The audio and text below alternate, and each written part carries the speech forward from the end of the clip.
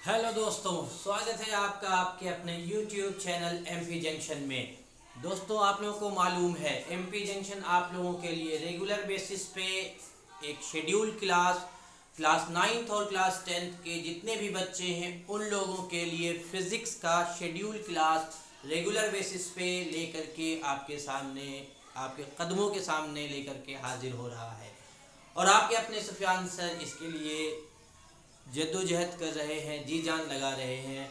तो आज इसी कड़ी में, इसी सफ़र में आज हम लोग क्लास 9th का एक नया वीडियो आपके सामने लेकर के आ चुके हैं। ये वीडियो मोशन क्लास का दूसरा वीडियो है।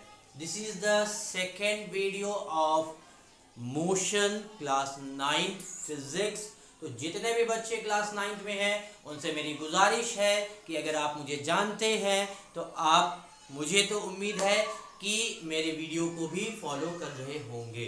और अगर मेरे वीडियो को फॉलो कर रहे हैं, मुझे रेगुलर बेसिस पे अपडेट मुझसे ले रहे हैं, तो मेरी अपनी गुजारिश है कि आपको चैनल को सब्सक्राइब कर लेना चाहिए। क्यों? इसका दो कारण है। पहला कारण, मुझे एनर्जी मिलेगी। दूसरा कारण, आपका भी फ़ायदा। कैसा फ़ायदा? रेगुलर बेसिस पे आपको नोटिफिकेशन मिलते रहेंगे। ये बात आप लोगों को तो पता ही हो चुकी है। नहीं सर, नोटिफिकेशन तभी मिलेगा जब बेल आइकन भी प्रेस करेंगे। आप जैसे ही सब्सक्राइब करेंगे, बगल में एक घंटा दिखेगा, आप उसको क्या कर देना है, दबा दीजिएगा, तो आपको वीडियो का नोटिफिकेशन भी मिलता रहेगा। ये क्लास 9 के जितने बच्चे हैं उनके लिए मेरे तरफ से आपको एक रिक्वेस्ट है। तो क्या बच्चों, आज क्लास स्टार्ट करें, क्लास 9th की फिजिक्स का दूसरा क्लास। क्या स्टार्ट करें क्लास? और आप लोगों को एक चीज़ मैं बता रहा हूँ फिर से, अपने वीडियो का रिव्यू ज़रूर देना है। वीडियो कैसा लग रहा है, वीडियो में क्या क्या चेंजेस करने की ज़रूरत है, क्या वीडियो बहुत स्लो में पढ़ा रहा हूँ या वीडियो बहुत फास्ट में पढ़ा रहा हूँ, मेरे समझाने का तरीका कैसा है, क्या मैं किसी चीज़ पे बहुत ज़्यादा जोर दे देता हूँ ज़रूरत से, या मैं किसी चीज़ को स्किप कर दे रहा हूँ। ऑल चीज़ को आपको इन्फॉर्म करना होगा मुझे, और मैं उसमें चेंजेस लेकर के आता रहूँगा रेगुलर बेसिस पे। तो चलिए वीडियो को शुरू करते हैं, है ना। कॉपी और पेन निकाल लें और 1 घंटा कम से कम अपने टाइम को यहाँ MP जंक्शन के अपने इस प्लेटफॉर्म पे दे दें। बस आपसे इतना ही गुजारिश है कि मुझे आप अपना 1 घंटा, जो कीमती आपका 1 घंटा है, जो मूल्यवान 1 घंटा, जो वैल्यूएबल 1 आवर का जो आपका टाइम है, बस मुझे आप दे दें। इसका ही मैं आपके लिए कह सकते हैं कि ज़रूरतमंद हूँ। आपके इस 1 घंटे का जो समय है उसकी ज़रूरत मुझे है, बल्कि सख्त ज़रूरत है। आप अपना 1 घंटा, कीमती घंटा अगर आप मुझे देंगे, यकीन मानिए हम लोग मिल करके काम करेंगे और अपने फिज़िक्स को और अपने आने वाले भविष्य को अच्छा करेंगे, और ये धीरे धीरे सफ़र भी चलता रहेगा। एक छोटी सी बात, मैं जैसे कि आप लोगों को बताया था, पहला वीडियो जब मैंने आप लोगों के लिए अपलोड किया था तो एक शेर से स्टार्ट किया था कि अकेला ही चला हूँ जानिबे मंजिल, मगर लोग आते गए, कारवां बनता गया। और हमने इसको थोड़ा चेंज भी किया है, और इसको क्या चेंज किया है, अकेला ही चला हूँ जानिबे मंजिल, मगर लोग आएंगे, कारवां बनेगा। तो धीरे धीरे ही सही, लेकिन ये एक कारवां बनेगा, इसकी हमें पूरी की पूरी उम्मीद है, इसकी हमें पूरी की पूरी अपने तौर पे एकदम गारंटी है, अगर हम सब लोग मिल करके साथ में काम करेंगे। तो खुशी ये है कि आने वाला 1 से 2 दिन में हम लोगों का 100 सब्सक्राइबर भी होने वाला है, तो मैं इसको भी अपना एक सक्सेस ही मानूंगा। चलिए आगे चलते हैं और आगे, अच्छा एक चीज़, जो अपने 100 सब्सक्राइबर होंगे, जो 100वें सब्सक्राइबर होंगे, अगर आप अपना नाम कमेंट में लिखें तो ये मेरे लिए और खुशी की बात होगी। यस सर, मैं 100वां सब्सक्राइबर हूँ। चलिए आते हैं हम लोग और आज का अपना नया क्लास, मोशन का दूसरा क्लास स्टार्ट करते हैं। तो रेडी हैं बच्चों?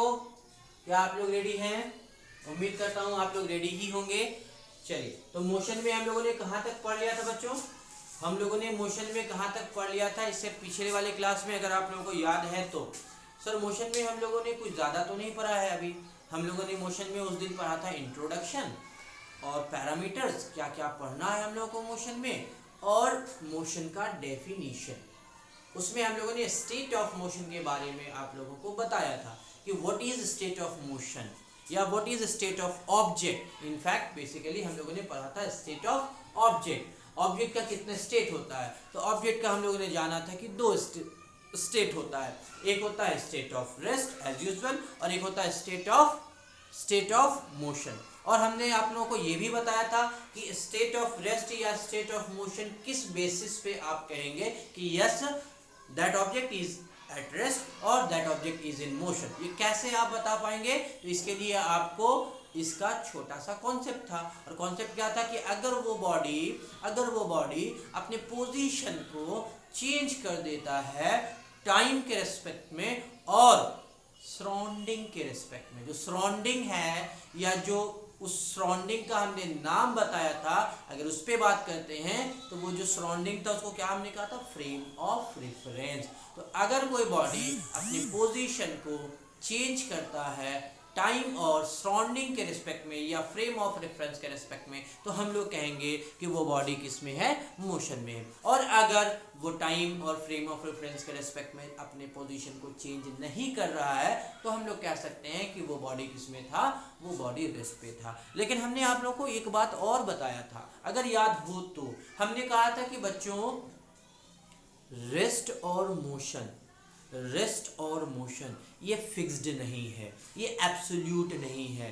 कहने का मतलब सेम बॉडी, एक ही बॉडी है और वो बॉडी किसी दूसरे बॉडी को रेस्ट में नजर आ रही होगी तो किसी तीसरे बॉडी को मोशन में नजर आ रही होगी। हैं, ऐसा कुछ हो सकता है क्या? हाँ बच्चों, बिल्कुल ऐसा ही कुछ है। मोशन जो है वो रिलेटिव क्वांटिटी होती है। मोशन को आप कैसे देख रहे हैं उस पर बहुत ज़्यादा उसका असर होता है। तो मोशन को आप देखने में आपको पता होगा, मैंने आपको एग्जाम्पल भी दिया था कि बस के अंदर बैठे कोई लोग हैं और बस अगर चल रही है तो अंदर में जो लोग हैं आपस में अगर एक दूसरे को देखते हैं तो वो कहेंगे कि शी और he is at rest. Why? Because she doesn't change her और he doesn't change his seat. वो अपने सीट को चेंज नहीं कर रहा है या वो अपने सीट को चेंज नहीं कर रही है। तो हम लोग का कंक्लूजन क्या निकलेगा? हम लोग का कंक्लूजन निकलेगा कि वो तो रेस्ट में है। लेकिन उन्हीं बॉडी या उन्हीं पैसेंजर को अगर कोई बंदा बस के बाहर से देखता है और बस चल रही होगी तो फिर वो तीसरा बंदा क्या सोचेगा कि वो ऑब्जेक्ट, वो पैसेंजर मोशन में है। तो ये बात हम लोगों ने आपको उस दिन बता दिया था और ये बात में आप लोगों को मैंने बता दिया था कि कौन रेस्ट में है, कौन मोशन में है, कब क्या होता है। आगे आज हम लोगों को थोड़ा सा अलग लेवल पे बातचीत करनी है और अगले लेवल पे बातचीत में सब क्या करना है, तो पैरामीटर्स के बारे में अलग लेवल पे जो बातचीत करनी है उसमें क्या चीज़ जानना है, तो जानना है पैरामीटर। तो अपने आप कॉपी में हेडिंग लगा लें, पैरामीटर। ठीक है, what is parameter of motion. तो मोशन के कुछ पैरामीटर्स होंगे। अब ये मोशन के पैरामीटर्स का क्या मतलब हुआ इसको समझो। एक बात मुझे बताओ बच्चों, अगर कोई बॉडी मोशन में होगा तो उसका पहला पैरामीटर क्या होगा जो चेंज हो रहा होगा? ऐसा क्या, कौन सा पैरामीटर होगा जिसमें बदलाव आएगा?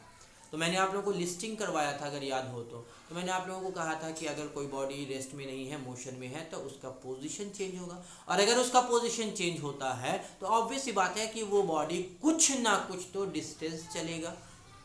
ये बात समझ में आई कि नहीं आई? मैं क्या बोल रहा हूँ, कोई एक बॉडी है और वो बॉडी क्या कर रहा है, वो बॉडी अपने पोजीशन को चेंज कर रहा है, वो बॉडी अपने पोजीशन को चेंज कर रहा है। तो ऑब्वियस सी बात है कि वो बॉडी है मोशन में। और अगर वो बॉडी मोशन में है तो इसका मतलब ये हुआ कि 110% थोड़ा ही सा, लेकिन वो बॉडी क्या कुछ ना कुछ डिस्टेंस चलेगा। तो कितना डिस्टेंस चलेगा वो क्या एक पैरामीटर बनता है मोशन का, कि हाँ ऑब्जेक्ट जो है वो इस पॉइंट से उस पॉइंट गया, इस रास्ते से गया तो सर इसने इतना डिस्टेंस चला, और अगर उस रास्ते से गया तो इतना डिस्टेंस चला, और अगर सीधे गया तो इतना डिस्टेंस चला, अगर ऐसे गया तो इतना डिस्टेंस चला। क्या ये बात समझ में आ रही है? हमेशा कभी ना कभी अगर कोई बॉडी मोशन में आएगा तो क्या उसमें ये पैरामीटर आएगा या नहीं आएगा? बिना डिस्टेंस चले क्या ऑब्जेक्ट मोशन में आ सकता है? ये बात सोच के बताइए आप। क्या बिना डिस्टेंस के मूव किए ऑब्जेक्ट मोशन में आ सकता है क्या? ऑब्वियसली नहीं। अब दूसरा सवाल, क्या एक मोशन का दूसरा पैरामीटर आपने अगर सुना होगा जिसको हम अभी आगे भी बताएंगे, डिस्प्लेसमेंट।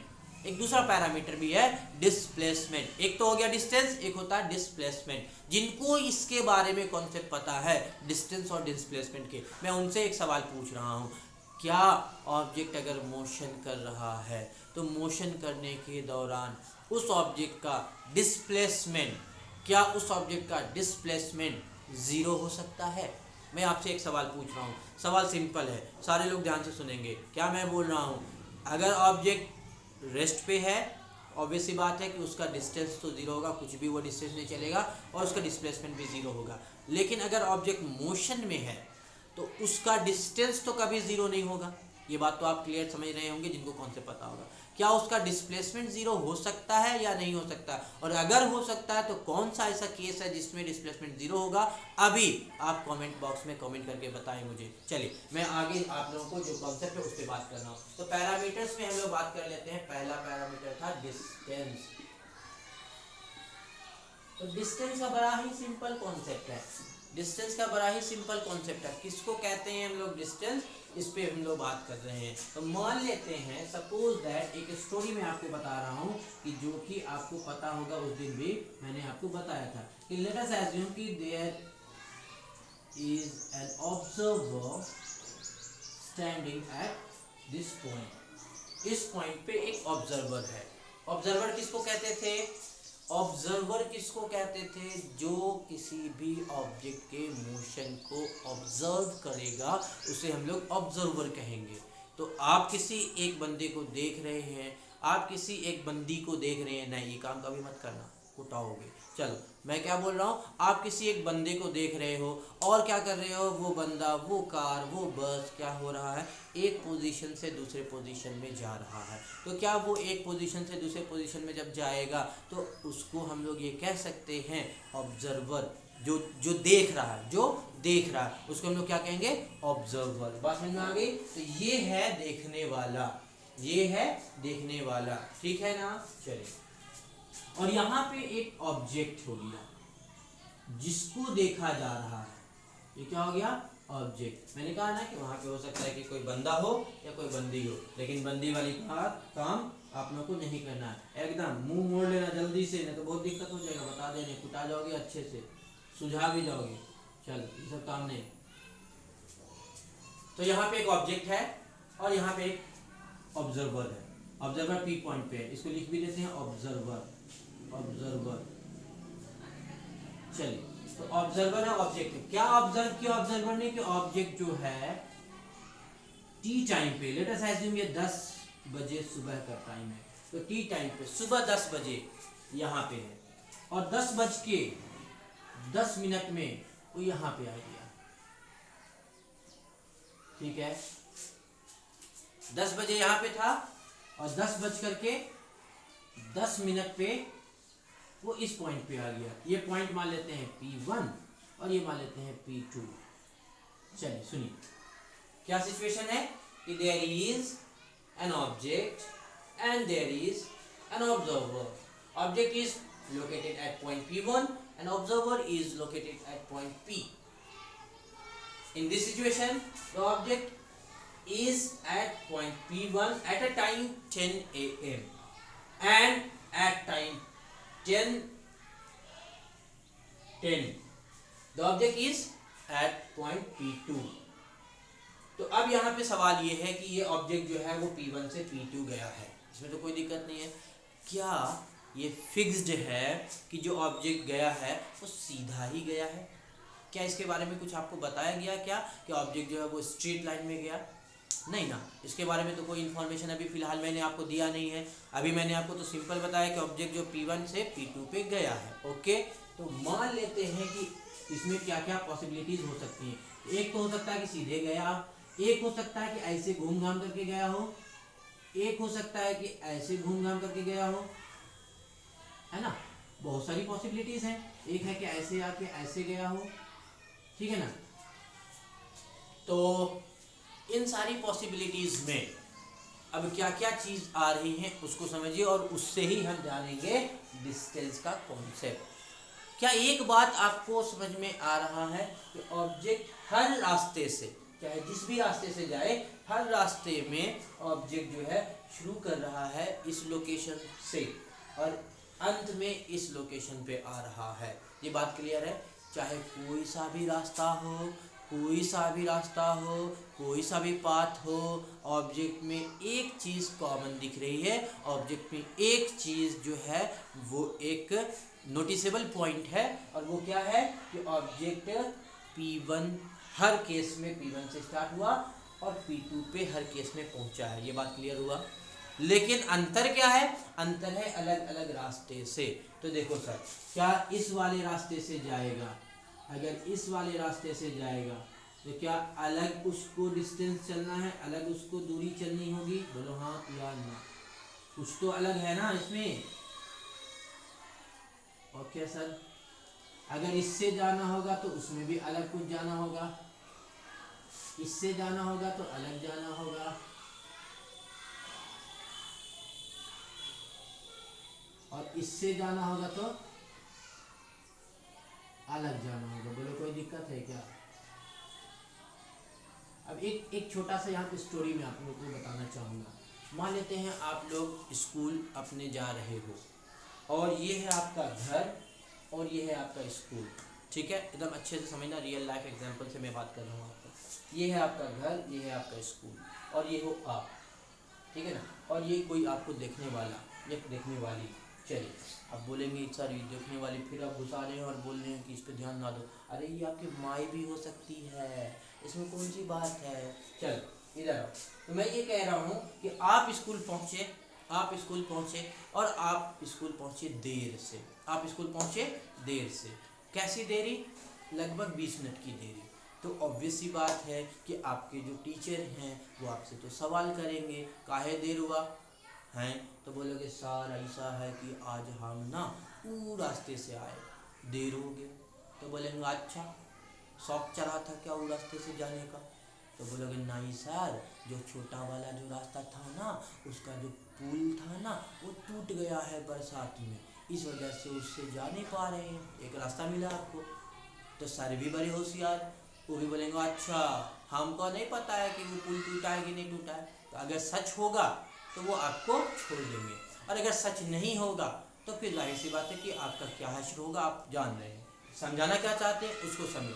कोई ना कोई तो ऐसी बात है ना कि यहाँ पे सबसे एक छोटा रास्ता आपको मिल रहा है, एक सबसे छोटा रास्ता मिल रहा है, बाकी जो रास्ते हैं वो सबसे छोटे नहीं हैं। तो क्या इन सब रास्तों में से अगर रास्ता अच्छा हो तो इस वाला रास्ता को आप प्रीफर करोगे?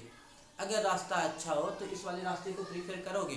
तो इसमें क्या मिला आपको? सबसे कम दूरी। इसमें क्या मिला आपको? सबसे शॉर्ट पाथ। लेकिन बाकी रास्तों में क्या मिल रहा है आपको? अलग अलग पाथ। तो फॉर एग्जाम्पल आप इस रास्ते से जा रहे हो, आप इस रास्ते से जा रहे हो, ठीक? तो आप जिस जिस जगह पे जाओगे अपना इम्प्रेशन छोड़ोगे। बरसात का दिन है तो अपना इम्प्रेशन छोड़ोगे कीचड़ में, तो जो इम्प्रेशन आपका बन रहा है वो आपका एक ट्रेसिंग पाथ हो जाएगा, वो आपका ट्रेसिंग पाथ हो जाएगा। तो इसको आप क्या कर लेना? लोकेट कर लेना। इसको क्या कर लेना? लोकेट कर लेना। तो ये बनेगा आपका डिस्टेंस। ये क्या बन जाएगा? आपका डिस्टेंस। इस पाथ का, इस पाथ का ये जो डिस्टेंस है वो क्या है? पाथ 1 का, पाथ 1 का। और अगर इसको लोकेट कर लो तो ये एक डिस्टेंस हो जाएगा पाथ 2 का। और अगर इसको लोकेट कर लोगे तो ये डिस्टेंस हो जाएगा पाथ 3 का। और अगर इसको लोकेट कर लोगे तो ये हो जाएगा डिस्टेंस पाथ 4 का। अब एक सवाल, आप जिस रास्ते से गए हो अगर ऑब्जर्वर आपको देख रहा है कंटिन्यू, तब तो उसको पता चलेगा। अगर आप जिस रास्ते से गए हो ऑब्जर्वर कंटिन्यू आपको देख रहा है तो उस ऑब्जर्वर को आपके बारे में पता चलेगा कि हाँ आप इस रास्ते से गए हो। मान लेते हैं मौसम भी ठीक है, मान लेते हैं रोड है, कोई इम्प्रेशन भी नहीं पड़ेगा आपके उस चलने का। तो अब बताइए किसी को पता चल पाएगा कि आप कौन से रास्ते से गए हो? आप कौन से रास्ते से गए हो किसी को पता चल पाएगा क्या? नहीं। फिर लोग क्या सोचेंगे कि आप तो यहाँ से बस यहाँ चले हो, आप तो यहाँ से बस यहाँ चले हो। किस रास्ते से गए हो ये आपको अगर उनको बताया नहीं जाए तो वो पहचान भी नहीं पाएंगे कि आप कितना चले हो। तो इस दो सिचुएशन में क्या कोई चेंजेस दिख पा रहा है? अगर ऐसे चले तो उसमें क्या मिला, और अगर ऐसे चले तो उसमें क्या मिला। तो एक चीज़ मिला कि अगर आप ऐसे चलते हो तो सबसे कम दूरी चल रहे हो, और अगर ऐसे और ऐसे चलते हो तो अलग अलग दूरी चल रहे हो। तो अब आइए डिस्टेंस के डेफिनेशन पे। आप जिस रास्ते से जाओगे उसके हर एक पॉइंट को लोकेट कर दो, और उस पॉइंट का जब लोकेशन करने पे जो डिस्टेंस आएगा वो बनेगा आपका डिस्टेंस। क्या मैं बोल रहा हूँ, समझ में आया? आप जिस रास्ते से गए और उस रास्ते में आप जिन जिन पॉइंट पे अपने लोकेशन को ट्रेस किया उसको आप क्या कर लो, लोकेट कर दो सारे पॉइंट को। तो वो जब लोकेट आप कर दोगे तो क्या आपका वो मिल जाएगा पॉइंट। बोलिए कोई दिक्कत है तो? ये आपको वो एक डिस्टेंस मिल जाएगा। तो इसे हम लोग क्या कहेंगे, इसे हम लोग कहेंगे डिस्टेंस। और जो सबसे शॉर्टेस्ट पाथ हो जाएगा उसे हम लोग कह देंगे एक नया वर्ड जिसको कहते हैं डिस्प्लेसमेंट, जिसको हम लोग आगे अभी डिफाइन कर देंगे। पहले डिस्टेंस को डिफाइन कर देते हैं। ये क्या बोलेंगे, it is the distance of locus of all point. सारे पॉइंट का जो लोकस है उसका डिस्टेंस कहलाता है आपका डिस्टेंस। ठीक है, जो कि हमने इसको लोकेट करके भी दिखाया। लोकस मतलब समझते हो, जो लोकेट किया ना, बस इसको क्या कर लो, मेजर कर लो, यही हो गया लोकस। इसका दूसरा आप डेफिनेशन क्या बोलोगे, इसका दूसरा डेफिनेशन बोल सकते हो कि ये जिस पाथ से आप जा रहे हो उसका लेंथ। तो क्या आप ये कह सकते हो, it is basically the path length, जिस पाथ से आप गए उसका लेंथ। तो ये क्या बन जाएगा, पाथ लेंथ। कौन बना पाथ लेंथ, कौन बन रहा पाथ लेंथ, तो डिस्टेंस।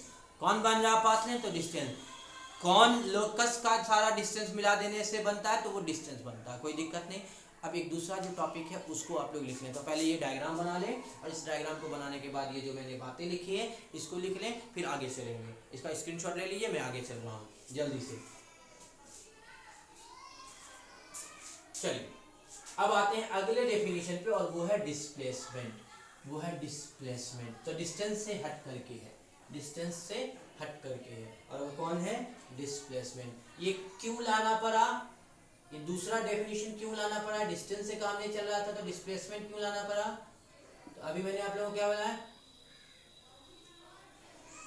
को क्या बताया, स्पेलिंग आगे पीछे होगा तो देख लीजिएगा। अभी मैंने आप लोगों को क्या बताया कि कोई एक ऐसा बंदा जो ये नहीं जानता है कि आप किस रास्ते से गए हो, तो वो तो यही सोचेगा ना कि आप बस इतना सा चले हो, आप बस इतना सा चले हो। और ऐसे केस में आप कह सकते हो कि वो हमारे ऊपर नमक छिड़क रहा है, जले के ऊपर नमक छिड़क रहा है। कहते हैं ना, जले पे नमक छिड़कना, ऐसा ही कुछ। क्या आपको शौक चढ़ा था कि आप इस रास्ते से छोड़ करके बाकी रास्ते से जाओगे, कुछ ना कुछ तो मजबूरियां नहीं होंगी। अब कोई बुला रहा हो वो भी एक मजबूरी हो सकती है, आपको तो जाना ही पड़ेगा, नहीं तो 10 गो सवाल करेगी या करेगा, या हो सकता है रास्ता खराब हो। तो जो भी मजबूरी रही आप उस रास्ते से गए, ठीक है, शौक तो चढ़ा नहीं था। लेकिन जो बंदा आपको देखा नहीं तो फिर वो क्या सोचेगा कि आप तो बस इतना सा चले हो। तो उसके लिए क्या है, ये एक दूसरा डिस्टेंस, और आपके लिए ये एक दूसरा डिस्टेंस। तो उसके लिए जो वो दूसरा डिस्टेंस है इन दो पॉइंट का, उसको नाम दिया गया है डिस्प्लेसमेंट। और आप जो एक्चुअल में चले थे वो था डिस्टेंस। बात समझ में आ रही है? तो डिस्प्लेसमेंट का क्या मतलब हो जाएगा, डिस्प्लेसमेंट का बड़ा सिंपल सा मतलब हो जाएगा कि इनिशियल पॉइंट क्या था, P1, और फाइनल पॉइंट मतलब P2। तो इनिशियल पॉइंट और फाइनल पॉइंट के बीच का जो सबसे छोटा दूरी है, इनिशियल और फाइनल पॉइंट के बीच का जो सबसे शॉर्टेस्ट डिस्टेंस है, वही बनता है डिस्प्लेसमेंट। बोलो ये बात क्लियर हुई? मैं क्या बोल रहा हूँ, डिस्टेंस किसको कहेंगे, तो एक्चुअल पाथ से आप जो गए हो उसका लेंथ। और डिस्प्लेसमेंट क्या है, तो इनिशियल और फाइनल पॉइंट के बीच का दूरी, जो शॉर्टेस्ट दूरी है। अब एक सवाल, क्या डिस्प्लेसमेंट को इस बात से फर्क है कि आप कौन से रास्ते से चल रहे हो? जल्दी सोच के बताओ तो, क्या डिस्प्लेसमेंट को क्या कोई फर्क है कि आप किस रास्ते से चल रहे हो? तो जहाँ तक मैं जान रहा हूँ कि आपके दिमाग में ये बात क्लिक कर चुकी होगी और आपका आंसर होगा नहीं। अब दूसरा सवाल, क्या आपको ये फर्क पड़ेगा कि आप किस रास्ते से जा रहे हो अगर आप डिस्टेंस निकाल रहे हो?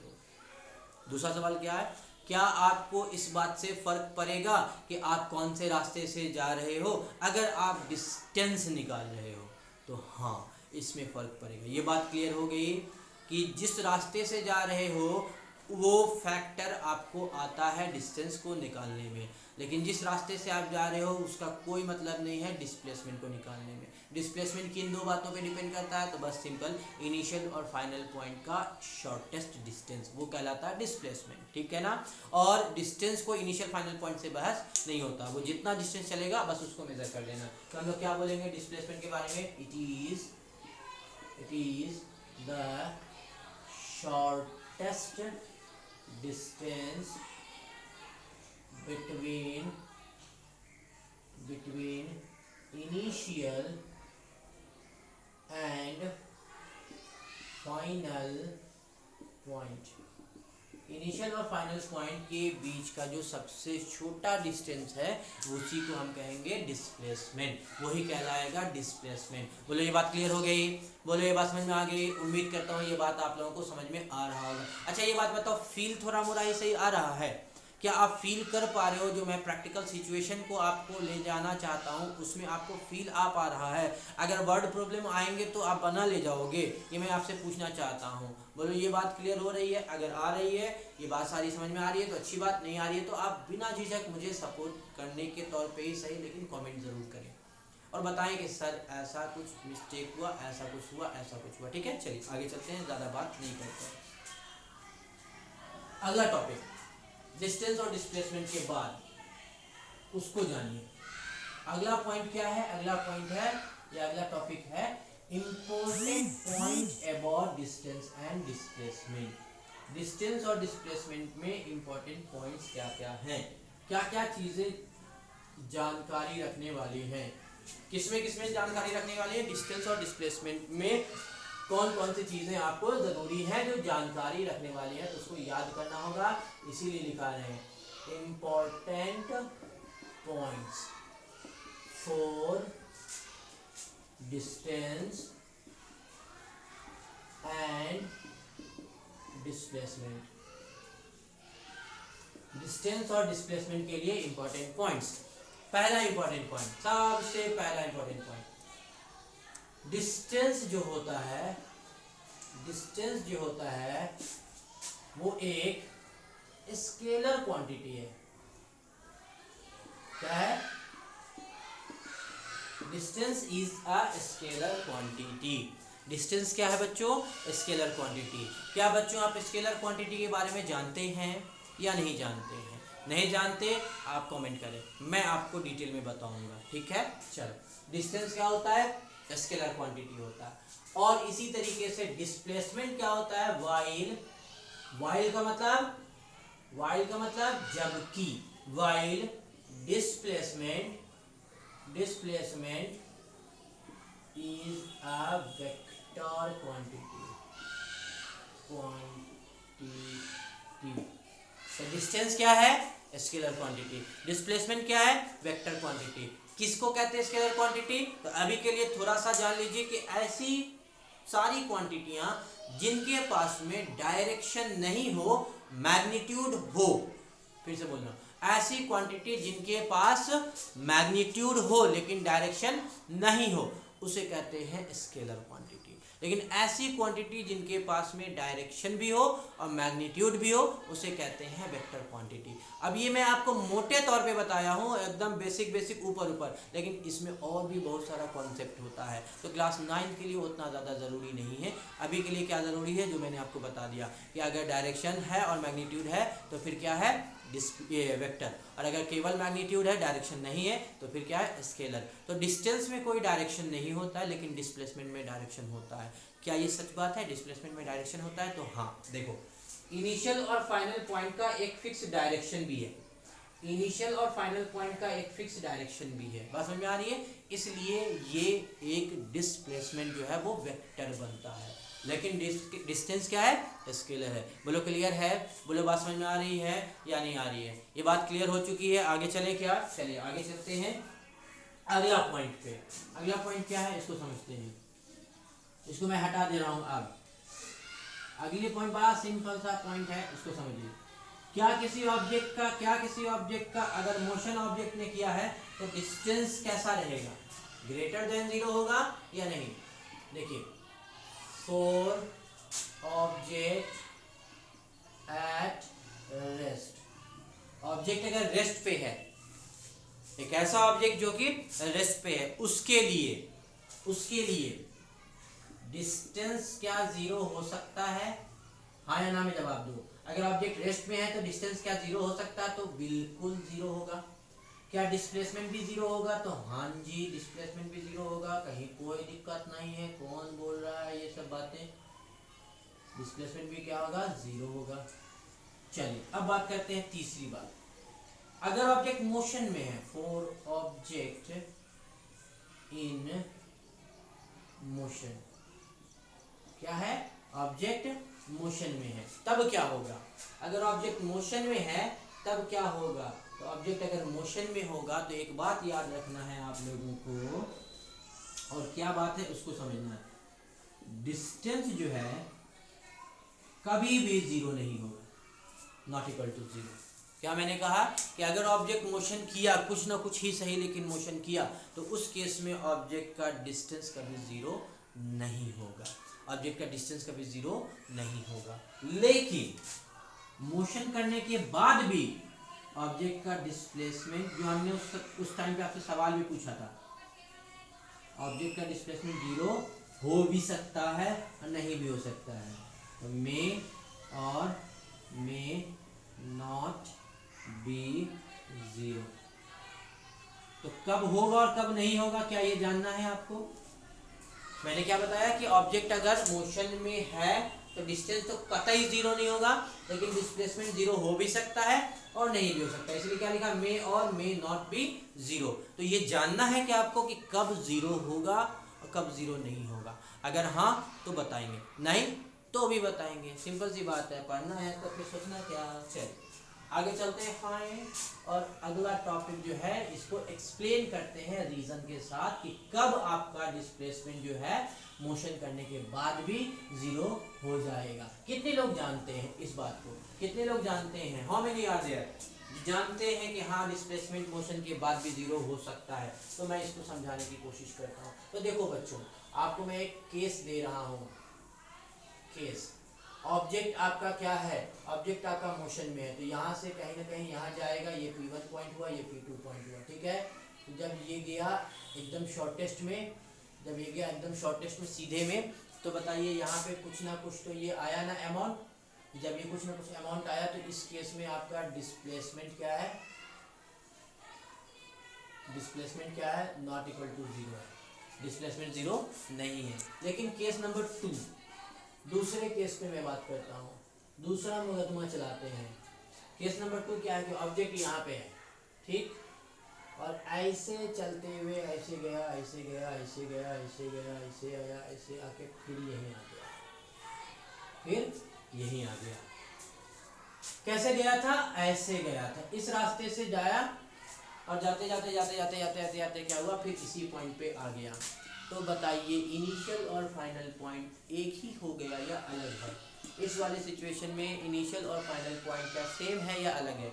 इसमें तो अलग था, यहाँ पे इनिशियली था वो और यहाँ पे फाइनली पहुँचा, लेकिन इसमें इनिशियली यही था और घूम घाम करके फिर यहीं पहुँच गया। तो इसका मतलब ये हुआ कि इनिशियल और फाइनल पॉइंट सेम हो गया। तो इसका मतलब ये हुआ कि डिस्प्लेसमेंट जो है वो भी 0 हो गया। क्यों, क्योंकि डिस्प्लेसमेंट तो बेसिकली बात थी कि इनिशियल और फाइनल पॉइंट के बीच का शॉर्टेस्ट डिस्टेंस, और अगर दोनों पॉइंट क्या है, एक ही पॉइंट पे है, तो डिस्टेंस कितना होगा, 0। तो फिर उस हिसाब से डिस्प्लेसमेंट कितना हो गया, डिस्प्लेसमेंट इस केस के लिए हो गया 0। ये बात समझ में आ गई सबको, ये बात सबको समझ में आ गई। तो यहाँ पे हम लोग क्या बोलेंगे, डिस्प्लेसमेंट जो है वो इक्वल टू है 0, आया ना।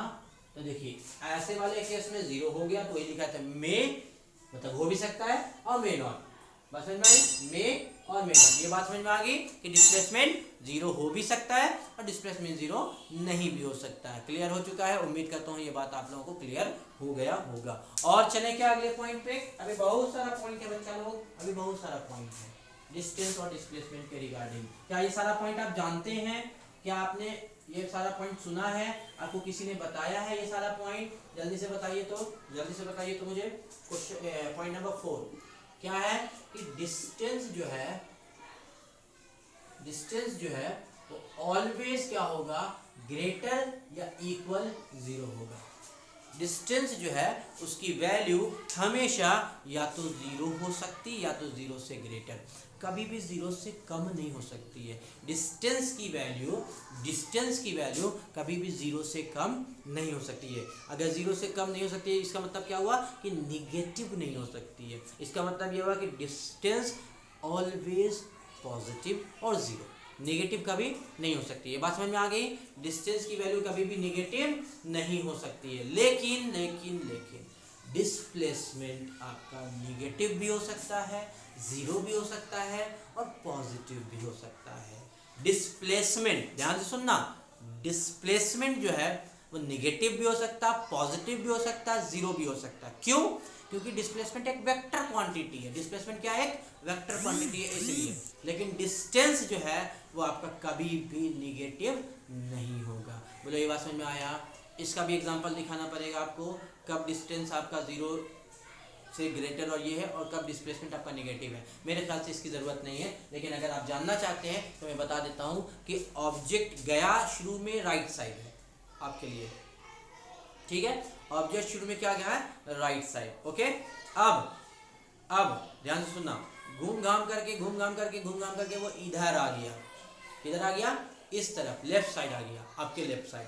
तो अब बताइए, क्या ऑब्जेक्ट का इनिशियल पॉइंट ये था और फाइनल पॉइंट ये है? तो गया तो इनिशियली इधर, लेकिन मिला इधर, इसका मतलब अपोजिट डायरेक्शन में मिल रहा है। और जब अपोजिट डायरेक्शन में मिल रहा है तो उसको क्या बोलेंगे? नेगेटिव। उसको क्या बोलेंगे? नेगेटिव। जैसे यहाँ पे इसका चौथा पॉइंट का पहला ये हो गया, दूसरा डिस्प्लेसमेंट।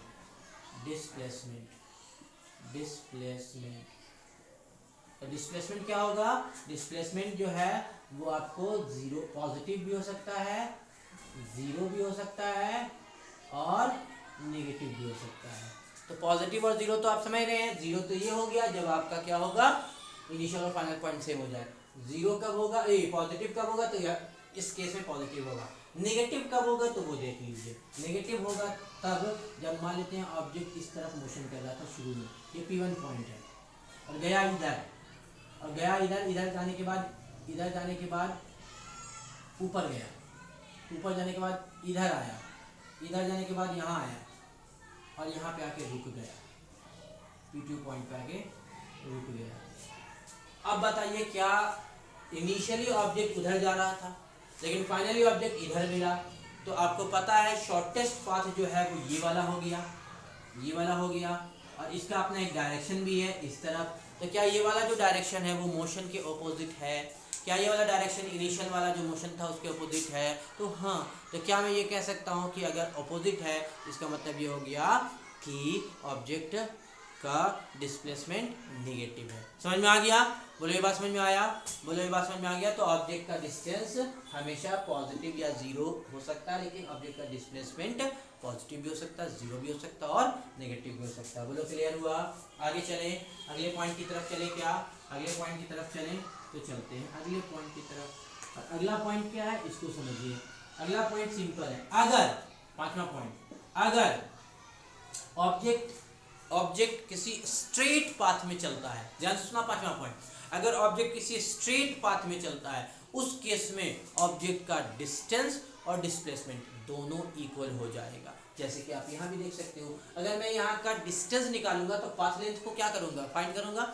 अगर मैं यहाँ पे डिस्टेंस निकालूंगा तो इस पाथ का जो लेंथ होगा उसको क्या करूंगा? फाइंड आउट करूंगा। तो पाथ लेंथ कितना सा है? इतना सा। पाथ लेंथ कितना सा? इतना सा। पाथ लेंथ कितना सा? इतना सा, है ना? तो जो ये पाथ का जो लेंथ है, ये पाथ लेंथ क्या हो जाएगा? डिस्टेंस। और यही क्या है? डिस्प्लेसमेंट भी। तो क्या उस केस में डिस्टेंस और डिस्प्लेसमेंट इक्वल है? अगर ऑब्जेक्ट स्ट्रेट पाथ पे चलेगा तो क्या उस केस में ऑब्जेक्ट का डिस्टेंस और ऑब्जेक्ट का डिस्प्लेसमेंट बोथ आर इक्वल? हाँ या ना? तो बिल्कुल हाँ। क्लियर है? तो अगला पॉइंट लिखते हैं क्या? Distance and displacement will be equal when object move in straight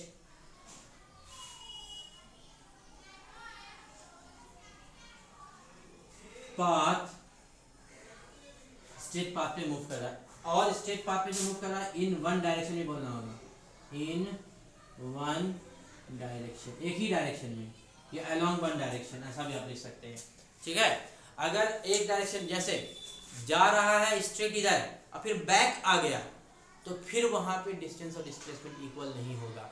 एक ही डायरेक्शन में उसको चलते रहना है, चलते रहना, तब जा करके उस केस में डिस्टेंस और डिस्प्लेसमेंट इक्वल होगा। उम्मीद है ये बात आपको समझ में आ रही होगी। Point number 5 important point distance और डिस्प्लेसमेंट का। क्या है इंपॉर्टेंट पॉइंट? एकदम सिंपल कि डिस्टेंस और डिस्प्लेसमेंट इक्वल हो जाएगा जब ऑब्जेक्ट स्ट्रेट पाथ पे एक ही डायरेक्शन में मूव करेगा तब। क्लियर है?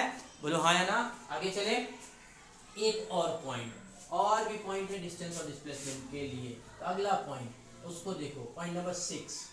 पॉइंट नंबर 6 क्या है? अगला पॉइंट डिस्टेंस और डिस्प्लेसमेंट का पॉइंट नंबर 6। अच्छा, एक चीज और मैं बताऊंगा, इसमें से क्या क्या चीजें आपके एग्जाम से रिलेटेड इंपॉर्टेंट है।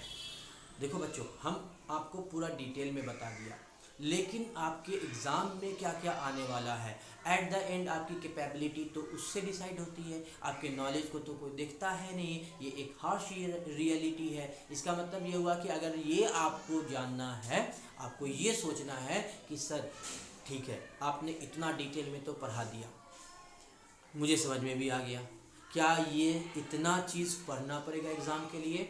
तो आपको मैं बता रहा हूँ कि एग्ज़ाम के लिए क्या क्या पढ़ना है उसके लिए हम आपको सेपरेट बता देंगे, उसके लिए सोचना नहीं है। ठीक है, चलिए तो आगे चलते हैं।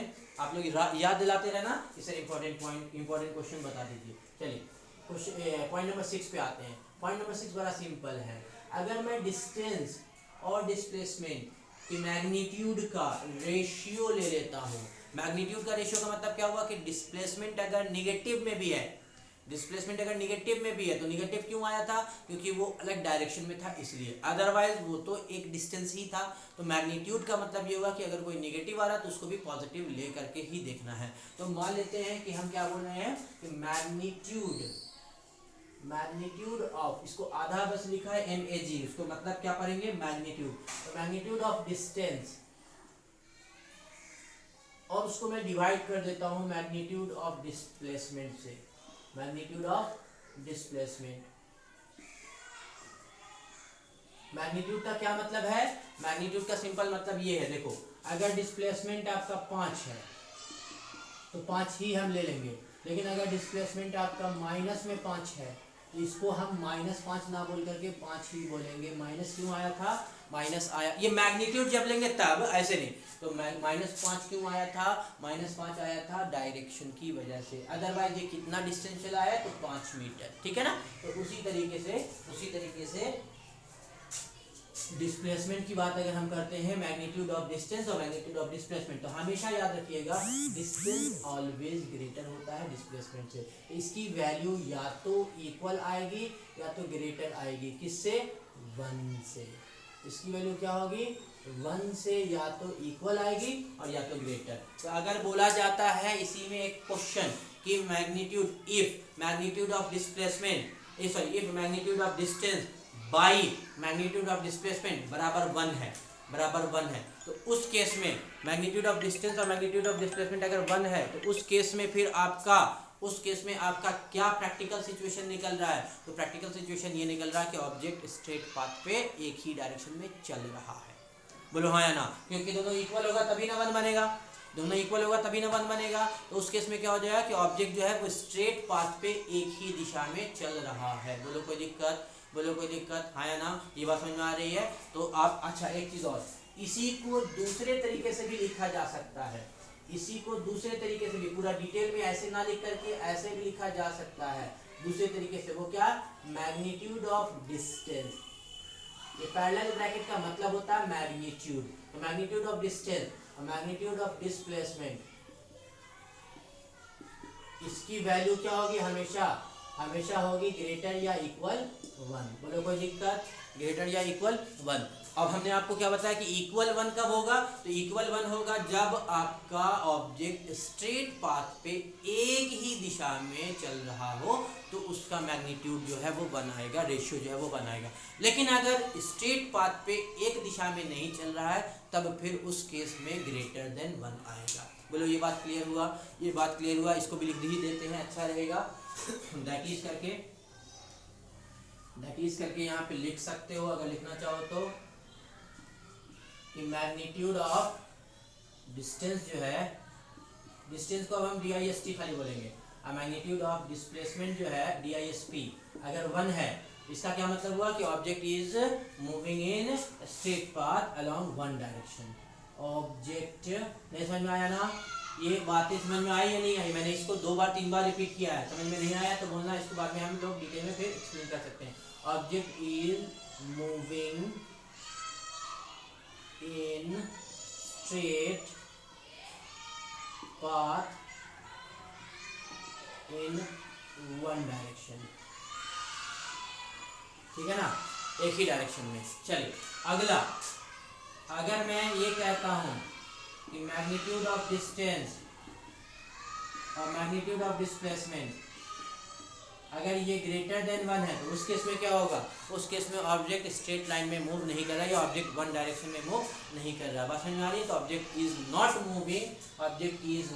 मूविंग इन स्ट्रेट पाथ और इन वन डायरेक्शन। ये बात आपको वहां लिख देना है, तो यहाँ हम लिख भी दे रहे हैं, object is not moving in straight path in one direction. ठीक है, ये बात क्लियर हो गई? ये बात क्लियर हो गई। डिस्टेंस और डिस्प्लेसमेंट की सारी बातें समझ में आ गई क्या सारे लोगों को? डिस्टेंस और डिस्प्लेसमेंट की ये सारी बातें समझ में आ गई? कोई दिक्कत तो नहीं किसी को अब तक? यहाँ पे कोई दिक्कत नहीं। अब शायद हो सकता है आप लोग सोच रहे होंगे कि सर इतना भी कुछ है डिस्टेंस और डिस्प्लेसमेंट में, सर इतना भी कुछ है क्या डिस्टेंस और डिस्प्लेसमेंट में? यहाँ बच्चों बिल्कुल इतना भी और भी बहुत कुछ है, इतना से ज़्यादा और भी बहुत कुछ है, लेकिन आपके लेवल में इतना आपको समझ में भी आएगा, और इतना अगर आप जान जाते हैं तो आपको आगे काम भी आएगा। बहुत ज़्यादा अभी आपको जानना नहीं है। बात समझ में आ गई? ये बात समझ में आ गई? कोई दिक्कत तो नहीं है? आगे 1-2 क्वेश्चन हम लोग करते हैं और उसके बाद फिर हम लोग आपसे अलविदा लेने वाले हैं। चलिए तो एक क्वेश्चन करते हैं, और इस क्वेश्चन को हम लोग को समझना भी है, और इस क्वेश्चन को हम लोगों को अपने तौर पे बनाना भी है खुद से। चलिए क्वेश्चन लिखना चाहें तो लिख लें, फाइंड, क्वेश्चन लिख लें, find distance and displacement, find distance and find distance and displacement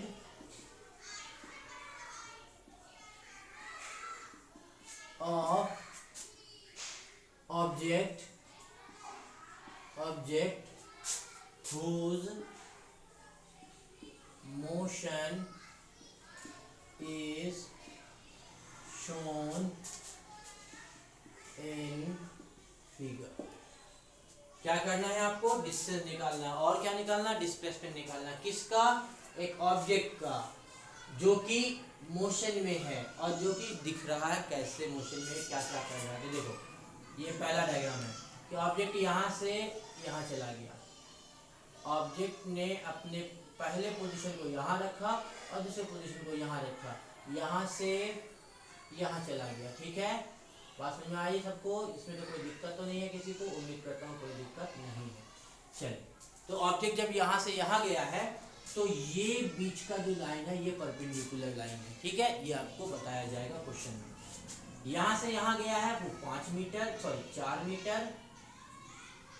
यहाँ से यहाँ गया है 4 मीटर, और यहाँ से यहाँ जो गया है वो अगेन फिर 4 मीटर, और यहाँ से यहाँ तक 3 मीटर गया है। अब आपको बताना है कि डिस्टेंस कितना है और डिस्प्लेसमेंट कितना है। तो मैंने आपको डेफिनेशन जब पढ़ाया था तो बताया था क्या डिस्टेंस और डिस्प्लेसमेंट के बारे में, कि डिस्टेंस जो है वो एक्चुअल पाथ लेंथ है और डिस्प्लेसमेंट जो है वो शॉर्टेस्ट पाथ लेंथ है। डिस्टेंस और डिस्प्लेसमेंट के बारे में इतना मैंने आप लोगों को बताया है ना, हाँ या ना। तो चलिए, फिजिक्स जो कहती है आपको उसके हिसाब से ये बताया जा रहा है कि अगर आप जिस पाथ से चले हो, अगर उस पूरे पाथ का ये जो डॉटेड वाला लाइन उसका लेंथ अगर आप निकाल लेते हो तो काम हो जाएगा, काम हो जाएगा। किसके लिए?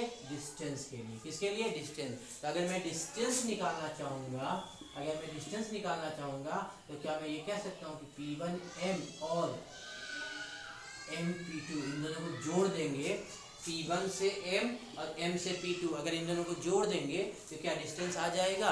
क्या डिस्टेंस आ जाएगा? तो बिल्कुल, ये हो गया 4 और ये हो गया 3, मतलब कि 7 मीटर ये है डिस्टेंस। सर इतना तो हमको भी आता है, थोड़ा बढ़िया वाला दीजिए ना। तो बिल्कुल देंगे बच्चा। अभी तो मैं आपको डिस्टेंस और डिस्प्लेसमेंट का एक छोटा सा आपको कॉन्सेप्ट दिया हूँ, एक छोटा सा आपको कॉन्सेप्ट दिया हूँ डिस्टेंस और डिस्प्लेसमेंट का। बात समझ में आ रही है? अभी बहुत सारा कॉन्सेप्ट आपको मैं दूंगा, बहुत सारा कॉन्सेप्ट मैं आपको देने वाला हूँ। एक इमरजेंसी कॉल बार बार मुझे आ रहा है, लेकिन फिर भी मैं आपका वीडियो बना रहा हूँ।